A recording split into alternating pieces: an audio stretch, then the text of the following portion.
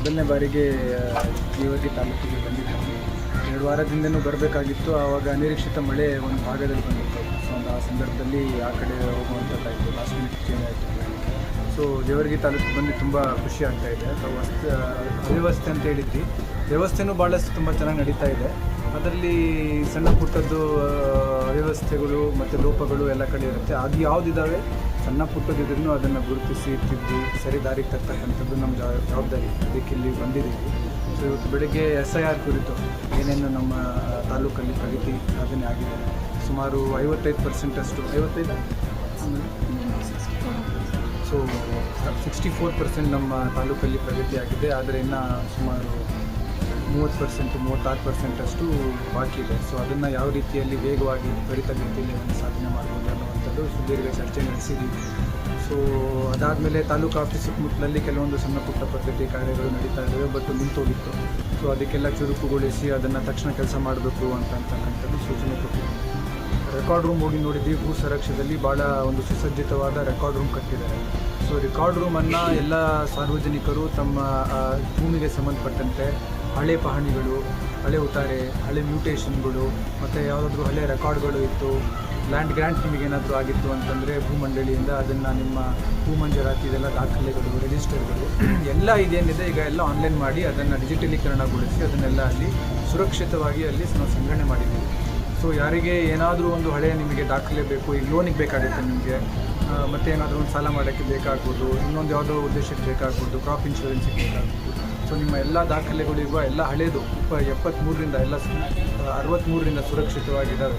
So ಎಲ್ಲ ತಾವು ಬಂದು ಅದನ್ನು ಸದುಪಯೋಗ ಪಡ್ಕೊಳ್ಬೋದು. ಚೆನ್ನಾಗಿ ನಡೀತಾ ಇದೆ ಅದು. ಹಾಗೆ ತಹಸೀಲ್ದಾರ್ ಆಫೀಸ್ ಸುತ್ತಮುತ್ತಲಲ್ಲಿ ಸ್ವಲ್ಪ ಟಾಯ್ಲೆಟು ಅದು ಇದು ಸ್ವಲ್ಪ ಅಭಿವೃದ್ಧಿ ಆಗಬೇಕು ಅಂತ ಸಾರ್ವಜನಿಕರು ದೂರಿದ್ರು. ಸೊ ಅದನ್ನೆಲ್ಲ ಚರ್ಚೆ ಮಾಡಿ ಇದಕ್ಕೆಲ್ಲ ಈ ವರ್ಷದ ಯೋಜನೆಯಲ್ಲಿ ನಾವು ಇಟ್ಕೊಳ್ತೀವಿ.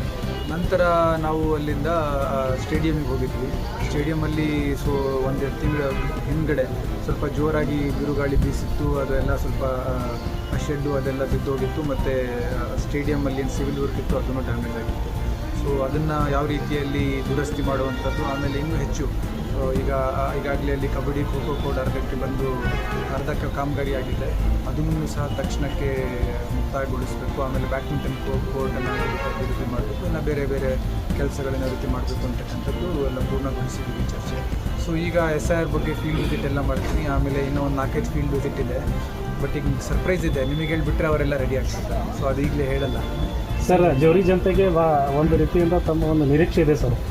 ನೂತನ ಜಿಲ್ಲಾಧಿಕಾರಿಗಳು ಏನಾದ ಅಭಿವೃದ್ಧಿ ಪಡಿಸಲು ಇವತ್ತಿಂದ ಏನಾದ ಭಾಳ ಒಂದು ಶಕ್ತಿ ಒಂದು ರೈತರಿಗೆ, ಮತ್ತು ಈ ರೈತರಿಗೆ ಯಾಕಂತಂದ್ರೆ ಈ ವರ್ಷ ಮಳೆ ಭಾಳ ಕೂತಿದೆ ಸರ್. 60% ಮಳೆ ಆಗೋದಕ್ಕಿಂತ ರೈತರಿಗೆ ಭಾಳಷ್ಟು ಕೂಡ ಏನಾದರೂ ಸಮಸ್ಯೆ ಉಂಟಾಗಿದೆ. ರೈತರಿಗೆ ಈಗ ಏನಾದರೂ ಕೂಡ ಸರ್ಕಾರದಿಂದ ಪರಿಹಾರವನ್ನು ಏನಾದರೂ ಕೂಡ ದೊರಕಿಸ್ತಾರ ಸರ್ಕಾರಕ್ಕೆ? ಇದರಲ್ಲಿ 3 ವಿಚಾರ ನಾನು ಹೇಳೋಕ್ಕೆ ಇಷ್ಟಪಡ್ತೀನಿ. ಒಂದು ಏನು ಅಂತಂದರೆ, ಹಿಂದಿನ ವರ್ಷ ಏನು ಕ್ರಾಪ್ ಇನ್ಶೂರೆನ್ಸಲ್ಲಿ ರೈತರಿಗೆ ಬರ್ತಕ್ಕಂಥ ಏನು ಇನ್ನೂ ಹಣ ಬಿಡುಗಡೆಗೊಳಿಸೋದು ಬಾಕಿ ಇತ್ತು. ಅದು ನಮ್ಮ ಜಿಲ್ಲೆಗೆ ಸಂಬಂಧಪಟ್ಟಂತೆ 350 ಕೋಟಿ ಬರೋದು ಬಾಕಿ ಇದೆ. ಈಗಾಗಲೇ 1 ವಾರದ ಹಿಂದೆ ಸನ್ಮಾನ್ಯ ಮುಖ್ಯಮಂತ್ರಿಗಳು ಜಿಲ್ಲೆಗೆ ಆಗಮಿಸಿದ್ದಾಗ 225 ಕೋಟಿ ಸರ್ಕಾರದಿಂದ ಜಿಯೋ ಆಗಿದೆ. ಸೊ ಆ ಹಣ ಈ ವಾರದಲ್ಲಿ ಬಿಡುಗಡೆ ಆಗುತ್ತೆ. ಇನ್ನು ಉಳಿದಿದ್ದು ಒಂದು ವಾರ, ಇನ್ನು ಮುಂದಿನ 1 ವಾರದೊಳಗಡೆ ಬಾಕಿ ದುಡ್ಡು ಕ್ರಾಪ್ ಇನ್ಶೂರೆನ್ಸ್ ಸಂಬಂಧಪಟ್ಟಂತೆ ಬಿಡುಗಡೆ ಆಗುತ್ತೆ. ಇದಲ್ಲದೆ ಈಗ ಕ್ರಾಪ್ ಇನ್ಶೂರೆನ್ಸ್ ಈ ವರ್ಷದೂ ನಡೀತಾ ಇದೆ. ಸೊ ಈಗ ಮಳೆ ಇಲ್ಲ, ಭೀಕರ ಬರಗಾಲ ಇದೆ. ಇಂಥ ಸಂದರ್ಭದಲ್ಲಿ ಎಲ್ಲ ರೈತರು ಹೆಚ್ಚಿನ ಸಂಖ್ಯೆಯಲ್ಲಿ ನೀವು ಕ್ರಾಪ್ ಇನ್ಶೂರೆನ್ಸಿಗೆ ರಿಜಿಸ್ಟರ್ ಮಾಡಿಕೊಂಡ್ರೆ ನಿಮ್ಮ ಬಿತ್ತನೆ ಆಗಿಲ್ಲ ಅಂತಂದ್ರೂ ನಿಮಗೆ ಅಲ್ಪ ಸ್ವಲ್ಪ ಪರಿಹಾರ ಸಿಗುತ್ತೆ, ನಿಮಗೆ ಅನುಕೂಲ ಆಗುತ್ತೆ.